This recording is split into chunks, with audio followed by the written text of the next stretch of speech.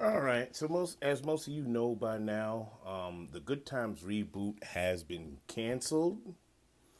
According to some news reports, it's been canceled amid backlash. I don't think the reason for the cancellation is, the backlash of it and everything. I mean, mind you, I never watched the show. I mean, I was opposed to the very idea of the reboot for the simple fact was they weren't really true to the spirit and to the heart of the source material. And the only thing they were true to was one, the character's name was Evans, and two, they were in the projects. And my creative mind and my TV watching mind is just going by how the series finale of Good Times concluded, and that was the Evans moved out of the projects. JJ was now a commercial artist. He sold his comic strip that the character bear a resemblance to Thelma, and she was a superhero. Um, Michael chose to live in the dorms. Thelma and Keith, they got an apartment outside the hood. Keith's leg was able to heal up, and he was cleared to play football once again. They moved in Florida, and Willona and Penny also moved out. Willona got a promotion at her job and everything, which allowed her to move to better apartment and whatnot. And the apartment that she was living at was the same building as Thelma Keith in Florida. So it ended that way. Flash forward to 2024 when the Good Times reboot came out. You have the Evans Family 2.0 living in the projects. Why is that? That just really doesn't make any sense to me. The math isn't mathing as far as that goes. And if you was gonna put the Evans Family 2.0 back in the projects, you could have explained it in a reasonable way. But the thought that crossed my mind was were there anybody on the writing staff that was from Chicago? Did any of the writers bother to do any research about Chicago? Because if they did, they would know that Cabrini Greens was knocked down years ago. So why why do they have a Cabrini Greens in this cartoon? And why on earth are the Evans back to living in it? All of it just doesn't make any sense. So I really couldn't get behind the cartoon. Plus, you had to have the father be fat. I mean, not that there's anything wrong with, I'm not, weight shaming or anything like that, but you couldn't have the father, the patriarch of Evans 2.0, body type resemble James Evans Sr.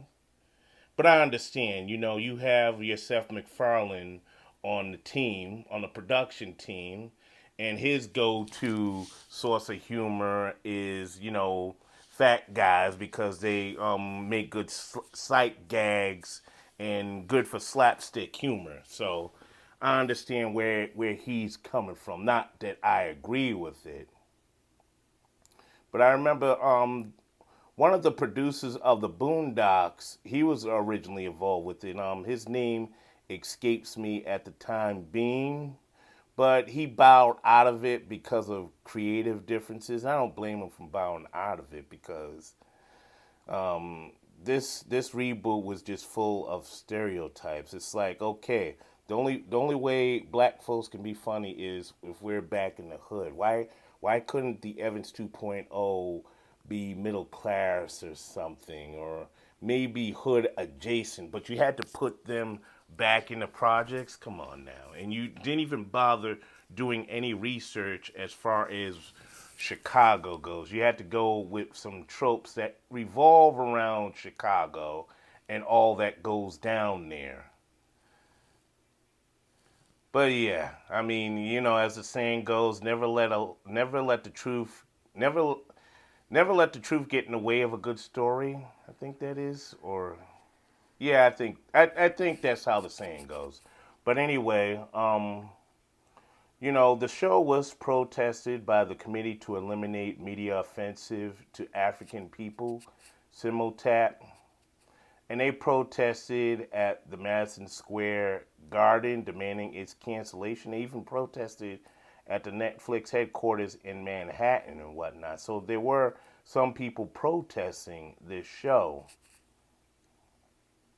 And they even showed up at a Golden State Warriors game, because Stephen Curry, he was one of the executive producers on here. So yeah, it made sense. And they were passing out leaflets, flyers, and whatnot to raise awareness about, the show. So, salute to Semo Tap. Now, the series reportedly earned 3.3 million views in the first half of 2024, with an additional 2.1 million by mid 20. And, despite the 5.4 million streams, the numbers weren't enough to justify a second season. So, translation, not too many people were watching. So, in their case, the controversy didn't work in their favor, it worked against them. And I just hope that going forward, people know better than to do our iconic black shows like this. It's worse off that you had Norman Lear, who didn't even create this show. He developed it. He signed off on this, but they didn't even get the blessing of Eric Monty or the estate of Michael Evans. Yes, there was a true Michael Evans. He played the first Lionel on All in the Family and the Jeffersons. So yeah, I mean, and the second Lionel was played by Damian Evans, no relation. So yeah, so they pretty much just dropped the ball on all this. They could have did this reboot justice, but they chose not to do it any justice. They chose to just give us slop because they think, oh no, they'll accept anything. Let's just throw this out there. Now the question is, will BET pick it up? Probably not. But these days nothing surprises me. So audience, tell me what you think. Let me know in the comment box. This is Iron Will Media.